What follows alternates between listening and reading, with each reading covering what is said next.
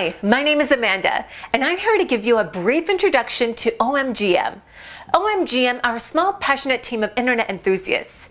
We've been working together with persistence through the past decade to research and develop new and innovative working from home strategies, with particular attention to digital marketing, entrepreneurship, freelancing, and self-development. Our aim is to provide the best online courses and educational materials to acquire your 100% satisfaction. Bye!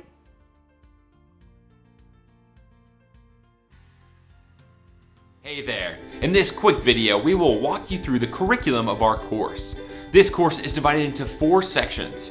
Throughout the first section, you will discover YouTube basics, configuring your account and channel settings, how to create or get video content, video keyword optimization, how to get your videos to rank high for specific searches, how to build a list from your YouTube channel. In section 2, you'll discover how to drive unlimited traffic to your site at only a couple of cents per click. Know how to drive unlimited targeted traffic to your site. Learn how to use the YouTube advertising platform. Easy to understand step-by-step approach that's proven to work and used by thousands. Throughout section 3, you will learn a more advanced strategy to drive unlimited traffic to your site. Finally, in section 4, you will be introduced to the DaVinci Resolve software, where you will learn how to become a Hollywood quality video producer. So, what are you waiting for? See you on the next video.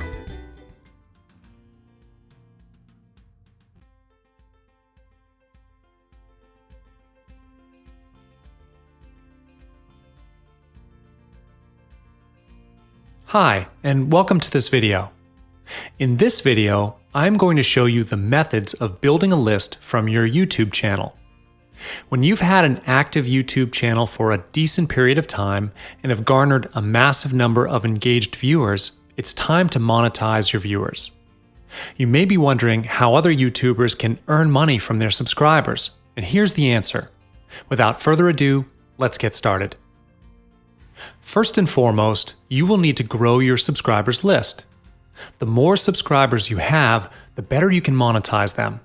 However, when you are building up your list, focus on building engaged subscribers. Active and engaged viewers are more likely to become loyal customers.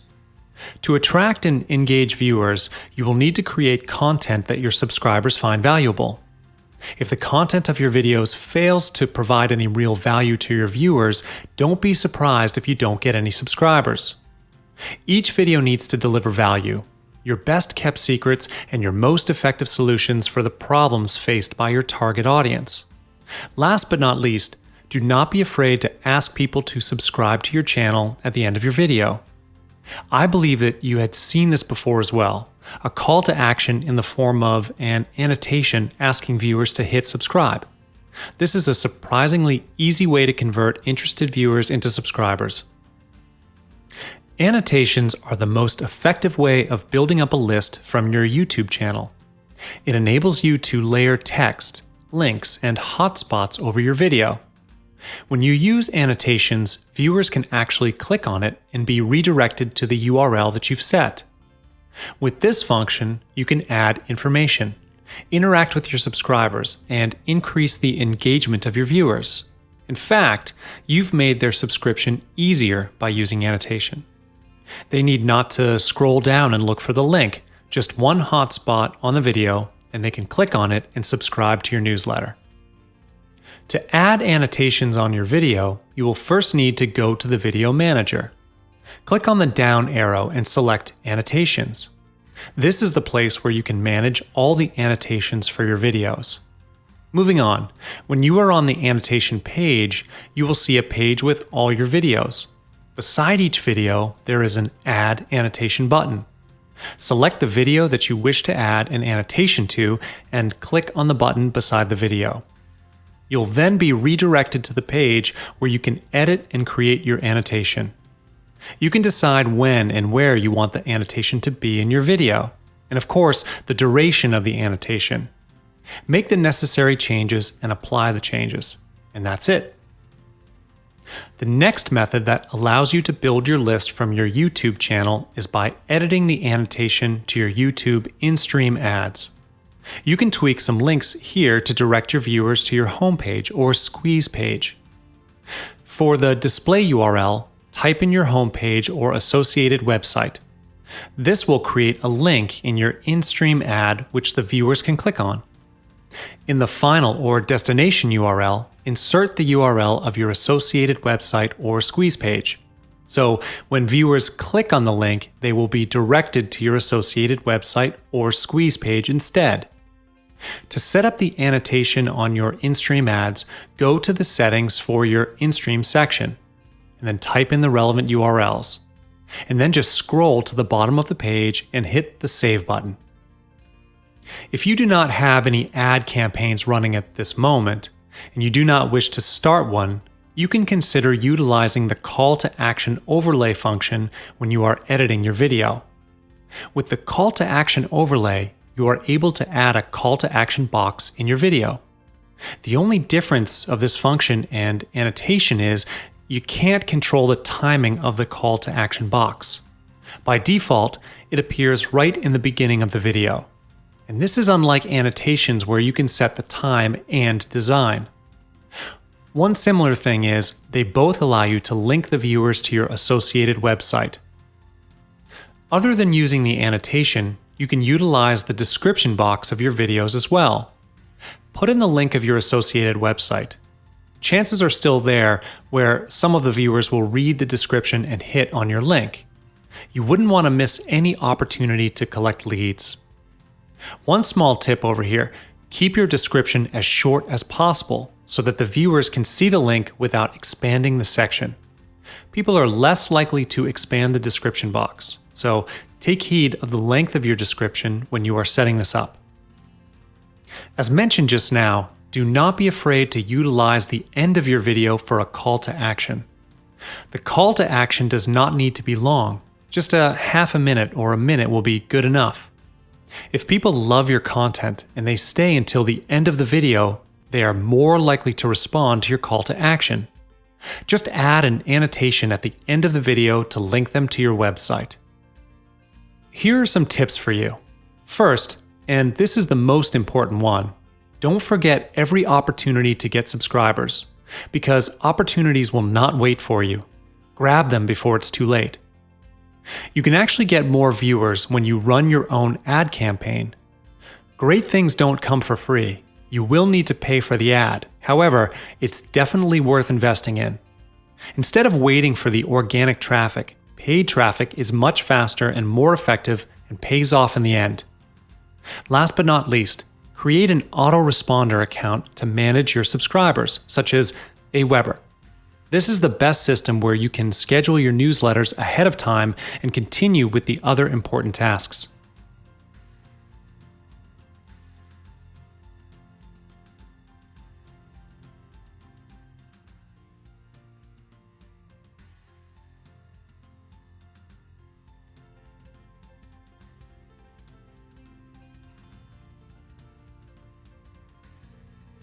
When it comes to marketing your videos, there's no better platform than YouTube.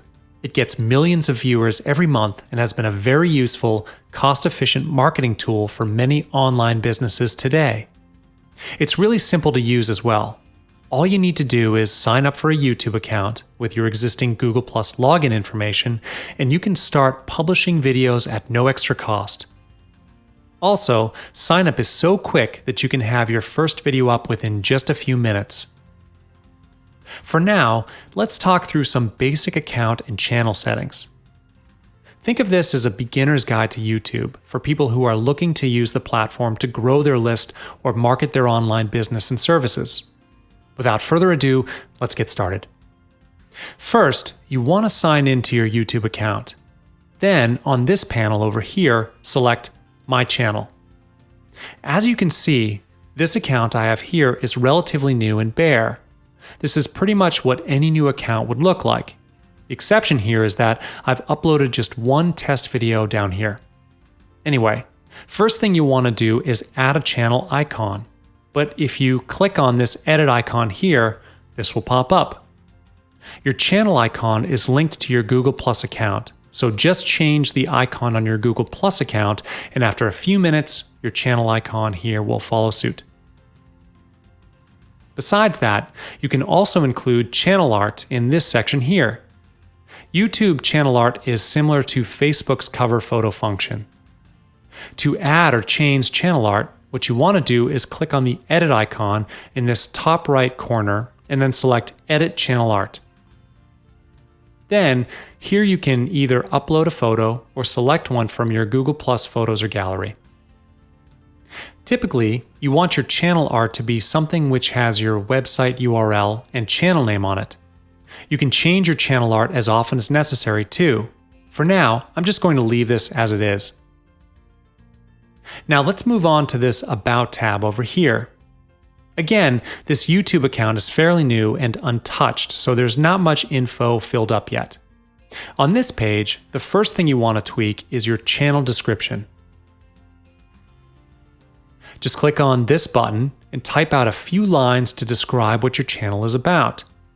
Talk about who you are, what you do, and what you're passionate about. Anything to give your potential subscribers a clearer idea of what to expect from you. And once you've filled that up, you want to also include an email address for business inquiries. You want to also specify your location or the country you're broadcasting from. And down here, you can insert some links for your subscribers to connect with you. I'd recommend you insert links to your website, company blog if you have one, Facebook, Twitter, and Instagram. You can also choose to include an overlay of your links on your channel art, if your channel art doesn't already display your links. And once you've inserted your relevant links, go ahead and click this blue button here. So far, we've focused on customizing your YouTube channel for customer viewing. However, there's a lot more that you can edit that isn't necessarily seen by your audience, but still helps you when it comes to winning the marketing game. I want you to click on this Video Manager tab up here. This will bring you to the YouTube Creator Studio. On the left side column, let's first click on the channel. Under Status and Features, the main thing you want to do here is verify your account. You will just need to click on this button here and follow the steps. Once you're verified, that will give you access to a wider range of functions as your account matures and gets more subscribers. Moving on, click on Upload Defaults. You'll see that you can set the default privacy of your videos. If you're intending to build a list with YouTube, you want to have this on Public always. You can also select a default category as listed here. You also may want to have some default tags. Say your channel focuses on meditation or fitness, you can preset relevant tags here so that you don't have to manually tag your new videos all the time. Let's move on straight to the Advanced tab here. You want to focus on this part here, Channel Keywords. To help your channel and videos turn up in more searches, you want to include as many relevant keywords. So again, if your channel has to do with fitness, just type in different fitness-related keywords here. You might also want to uncheck this box down here so that you don't have advertisements played along with your videos on YouTube. This is especially important if the video you're putting up is also an advertisement of sorts. Next, if you have an AdWords account, you can link it here. AdWords helps you promote your videos and track your bids and is just a really good tool for anyone who deals with videos, marketing, and advertising. Once you finish linking your AdWords and YouTube account, scroll downwards and hit Save.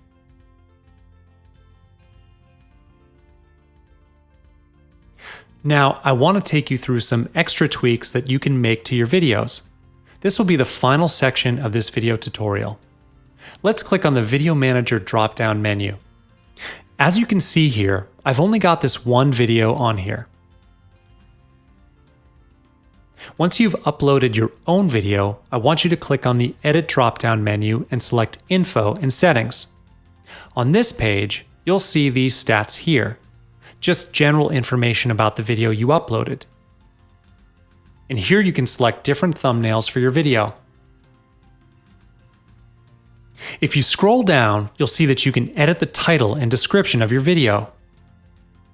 You can also add keywords and tags here and change your privacy over here. Pretty basic stuff. But if you click on this Call to Action overlay tab, this is something that can come in super handy for anyone who wants to build their list. What you have here is the option to include a call to action for your viewers in an annotation like pop-up. You'll see what I mean in a minute. This call to action overlay is an ideal way to send people to your squeeze page. So go ahead and include a headline. Let's say, get your free report here. If you've got a product image, you can upload it here too. For the display URL field, you want to type in your homepage or company website URL. This will create a link which people can click on. Then over here in the destination URL field, insert the link to your squeeze page. This way, whenever someone clicks on the link displayed, it will send them to your squeeze page instead. And you might want to uncheck this box here, as diverting mobile users to squeeze pages has rarely ever been a good idea. And once you're done here, just click Save Changes. And let's just play the video here to see how our call to action looks. And there it is. Now, when people click on this button here, instead of going to your home page, they'll be sent straight to your squeeze page. From there on, you just have to let your squeeze page and autoresponder collect the email addresses. It's a really easy way to grow your list, and it's often overlooked by people who are just starting out in the list building game. There's a lot more to YouTube configuration, but to get started, these are the basics, which you should look to tweak. Once all that is done, you can move on to working with cards and annotations and making full use of YouTube's Creator Studio. Well, that's all there is to it. I hope you've learned some new things, and all the best with your video marketing efforts.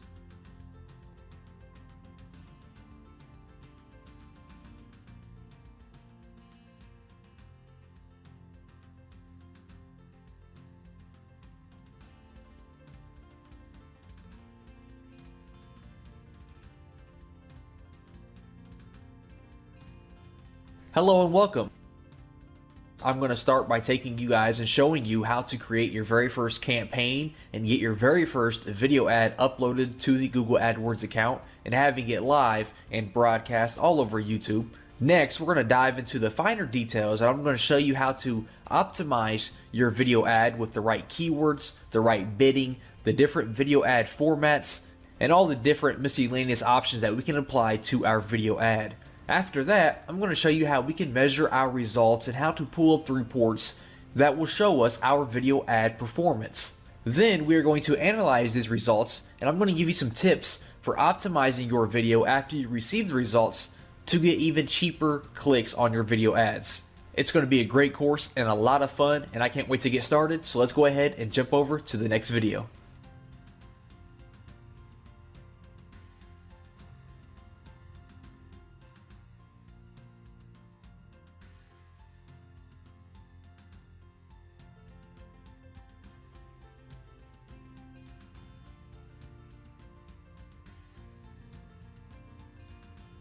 During this video, I'm going to show you how you can generate a report of your video ad performance with just a click of a button. Now, this is useful if you need to share the report with someone who doesn't have access to your AdWords account, or if you just like to save these type of things to your hard drive for future reference. And we can generate these reports for any kind of filtering that you need. For example, we can choose our campaign. So I'm going to choose demo ad for tutorial. You can choose particular or specific targeting groups, even a specific ad, and we can even choose different segments to show inside of our report. So let's say I wanted to segment my report by network. So I can see how many views came from YouTube, how many came from the YouTube search, and how many came from the Google Display Network. I could do that by choosing this segment, and all we have to do is click this little download button right here, and it's going to generate that report for us based on all the filters that we have chosen and deliver it to us in the CSV format.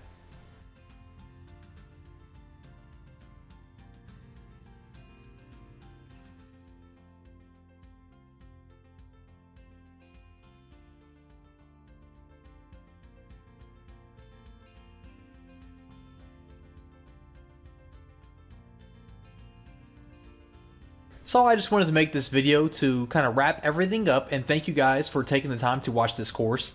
And I just wanted to do a quick little recap of what we covered and what you learned throughout this course. So first of all, I took you guys by the hand and I showed you guys all the basics when it comes to your Google AdWords for Video account. We learned how to set up a campaign and how to link our YouTube account with our Google AdWords account. And when it came to managing your video ads, we talked about targeting your video ads, how to add negative targets and negative demographics.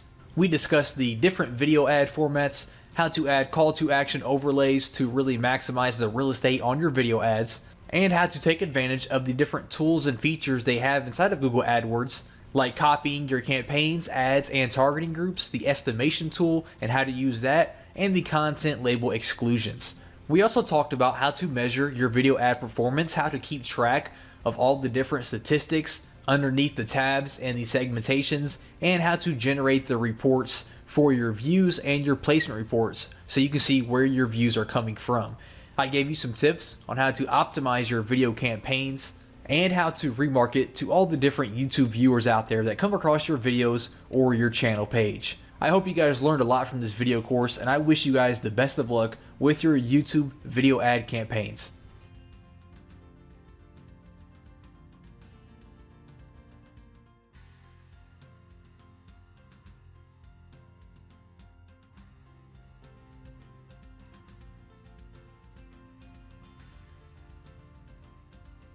Okay, in this quick little video, I'm going to tell you about some software. You are going to need a little video editing software in order to do this extremely well.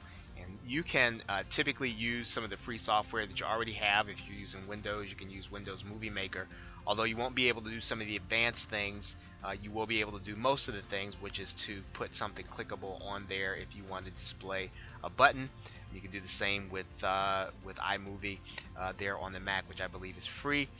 If you want to upgrade and you want to pay, and I'm going to be showing you how to do some of these things with Sony Vegas. So if you want to get a new copy, you can get a new copy at Amazon for $60. You can also get something used on eBay for $29, and really any of the old versions are fine for what we're going to be doing. So you don't have to have a brand new version. I have version 8, and I think that's 3 or 4 versions ago. They're up to 10 now. You can get that. And you know, another option for you, and I've got links there for all this stuff, is you can get Adobe Premiere, which I think works on the Mac and the PC. And you typically can get that for $20 a month with Creative Cloud, and Creative Cloud gives you Dreamweaver, gives you Photoshop, gives you all the other stuff. You can do that for $20 a month. And if you've been looking for Photoshop, sometimes I know some folks, they don't get it because it costs so much. You can get Adobe Premiere, you can get Creative Cloud, and you can get all that software for $20 a month, and then you'll have your video editing software and everything else. That's really the best deal of all. So again, you'll need a little video editing software to do some of the more advanced things, but most things, everything, the software you have on your computer is probably fine. So if you're interested, follow the links there in the PDF. And other than that, I will see you in the next video where we're going to be talking about the 2 ways to create video.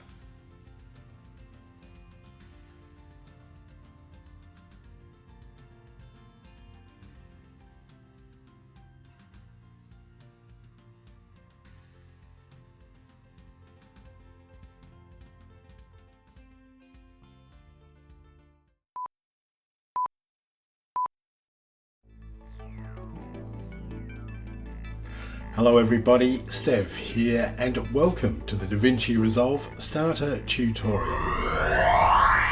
This tutorial is designed to be very quick, very simple, very easy, just to give you a quick overview of DaVinci Resolve. It's a huge program and we go into it in the next tutorial quite in depth, but just to show you how easy things are to get started, let's hop right in. Okay, so the first thing that we need to do is download and install DaVinci. Now, if you haven't done that, head on over to the follow the download link and download that now. If you're on a Windows system, you may be prompted for some drivers and a wizard will come up, so just step through that and install the drivers, then open DaVinci Resolve. You should initially be immediately confronted with the opening Project Manager screen and you'll see Untitled Project. Now you can organise this screen in a couple of ways. You can have it as a list items or you can have it as icons. So to begin with, click the Untitled Project and DaVinci will open up.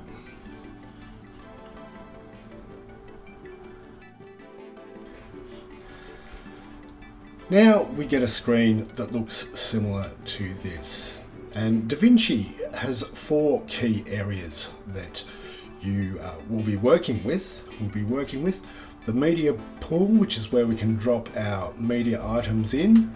The editing area, which is where we create our film. The color area, which we won't be doing anything on in this tutorial.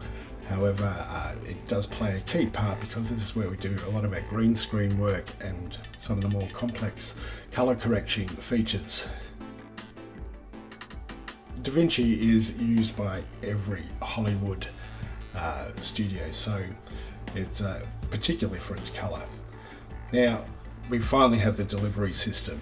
So you click on that and you can choose to customize YouTube, Vimeo. When you click those, they'll all automatically be set up for the different platforms. So that's a nice quick way to do it. Alright, at this point, we'll go back to the media bin and I want you to open up the files that were included with this tutorial. So we should have our audio file, our BG Aqua and our logo. So what we're going to do, we can do a couple of things here. We can sort of drag them straight into the media pool like so. And while we're in this media pool, I'll just show you the 2 elements of the project manager, which is where we were just in, is the project settings. So these are good to set up. We probably should have done that first actually. You can set this to sort of 24, 30 frames a second, and yeah, just set this up however you need to for your project, or just go with the default. So we'll save that. So with the audio, this is really cool. You can just click on items in the media bin and you'll see the audio file there. Now we'll head into the editor area, and immediately if we wanted to get back and see what's in our media pool, we can just click the media pool button up there. And we also have the effects area, which is really handy because here's where we can put transitions and everything onto into the film. We can also add text here too, which we'll be doing really quickly. Okay, so with our media, we might also grab the background and you can drag this straight on to the timeline, and you'll see that that appears there.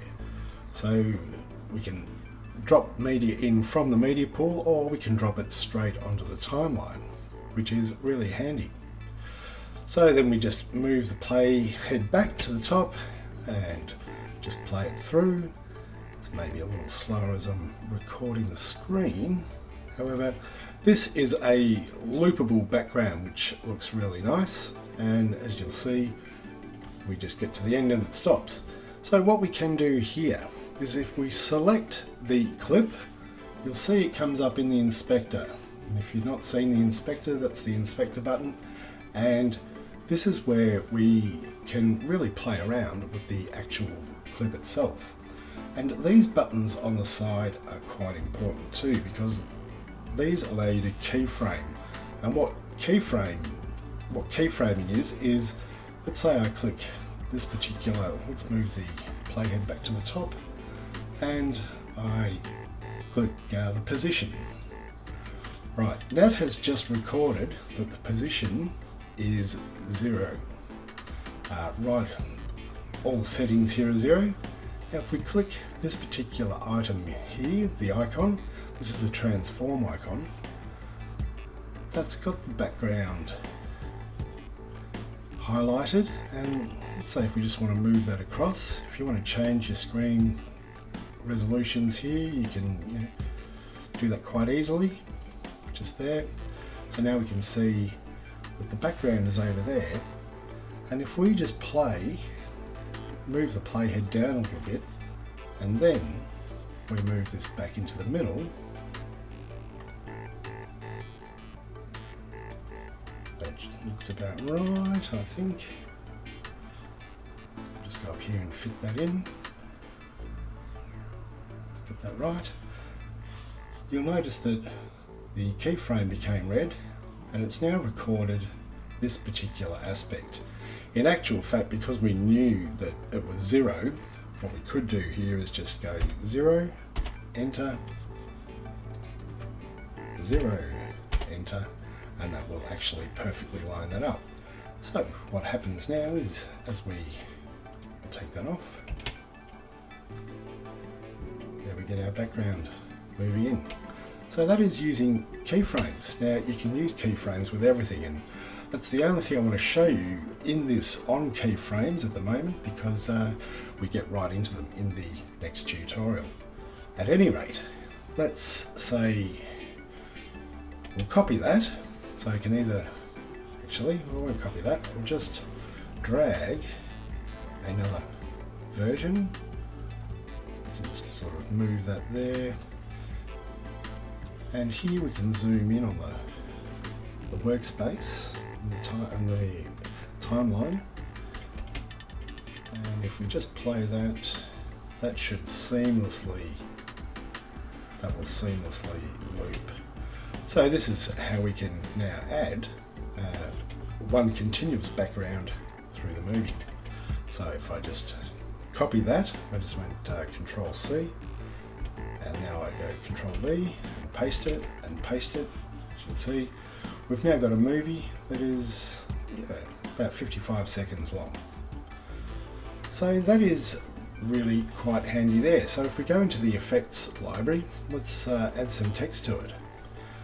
So again, we simply drop the text on, and when we click that up in the inspector, this is where we edit the text.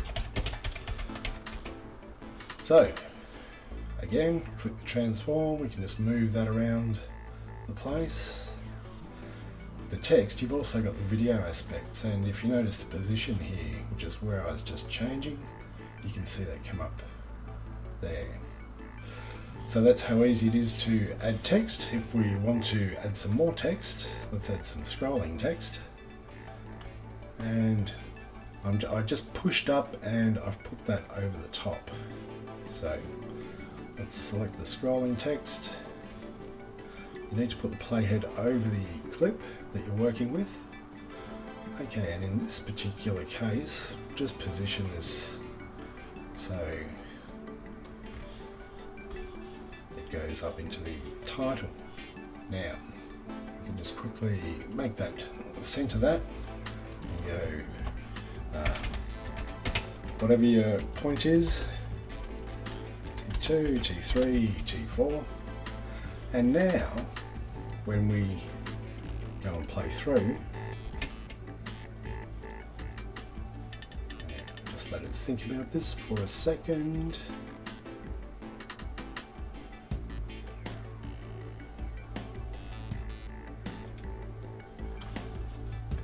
and that may not have come out as clearly as it could have because of the screen recording. However, that will render really nicely. So that is the tall and short of really getting things done in DaVinci. We might just quickly put some, okay, let's put a logo in there, and let's also drop some audio in there.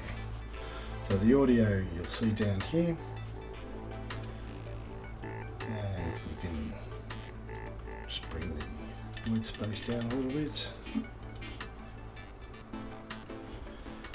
Send the audio to the front. Now if you don't want to listen to the audio, you can just mute the particular tracks. Same with the video tracks, you can just turn them on and off.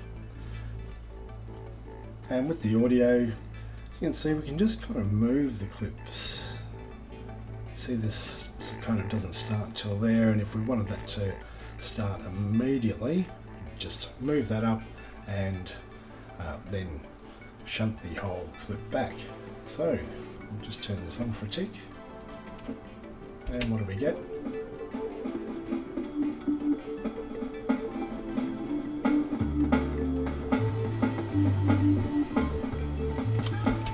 And that actually would have gone all the way through. Okay, so what we'll do here is I'll just show you quickly some of the effects. Now I use the cross dissolve quite often, which is why I've starred that. And let's say cross dissolve, you just drag these effects straight onto the clip. Okay, I'll turn this off now. And as you can see, there's the, yeah, that comes in quite nicely. Just put in there, and let's say we wanted to slowly increase the size here. I said I wasn't going to show you any more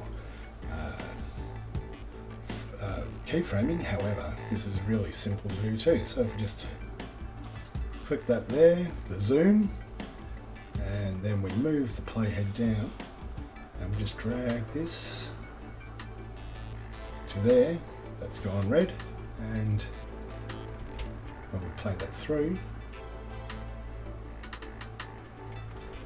can't quite tell from this, but that will just appear nicely and fade out. Alright, finally, let's say we've finished our movie and we're going to render it. Just before I do that, I might quickly here, I'll just cut this off at this point. So there's your splice tool. I get more into all of these in the next tutorial. So I'll just move that across there. Okay, the inspector, go back to deliver, and as I mentioned before, we can set this up for custom. If you're exporting to YouTube, click the YouTube icon and you can choose how to render this out. What we do here is we just call it, give it a name, so I'll just call this test for the time being, and just browse the location. So go find your location and put it into there. And what we do is we add to the render queue. And basically you can see that appearing here. Then we click start render and watch this render itself out. Okay, that is the fairly quick basic ways to get around DaVinci Resolve. But as you'll find out coming up, it is a big program with a lot of capacity, and we jump right in. So for the next tutorial, have the pause button ready and just go over anything that, if you didn't quite pick it up the first time, some things may need a couple of looks at.